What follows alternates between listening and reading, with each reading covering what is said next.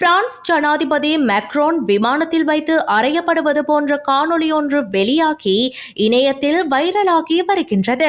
France ஜனாதிபதி Emmanuel Macron Vietnam, Indonesia மற்றும் Singapore உள்ளிட்ட தென்கிழக்கு ஆசிய நாடுகளில் சுற்றுப்பயணம் மேற்கொண்டு வருகின்றார். வியட்நாம் தலைநகர் ஹனோய் விமான நிலையத்திற்கு மனைவியுடன் வருகை தந்த போது மேக்ரோனின் மனைவி பிரிஜிட் மேக்ரோன் அவரை கன்னத்தில் அறைவது போன்ற காணொளி வெளியாகியுள்ளது.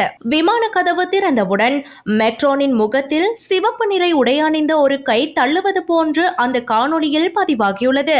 சிறிது நேரத்தில் சிவப்பு நிற உடையில் அவரது மனைவி பிரிஜிட் மேக்ரோன் விமானத்தின் உள்ளே இருந்து வெளியே வருகின்றார். இதனால் அவரது மனைவி தான் அவரை அறைந்ததாக இணையத்தில் தகவல் பரவி வருகின்றது.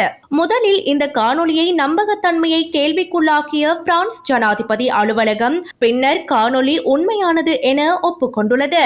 அதே வேளையில் இது அவர்களுக்கு இடையேயான விளையாட்டான சண்டை என விளக்கம் அளித்துள்ளனர். இந்த காணொளி பிரான்ஸ் ஜனாதிபதிக்கு எதிராக ரஷ்ய ஆதரவு பெற்ற சமூக வலைதள கணக்குகளால் அதிகம் பகிரப்படுவதாக பிரான்ஸ் அதிகாரிகள் தெரிவித்துள்ளமை குறிப்பிடத்தக்கது.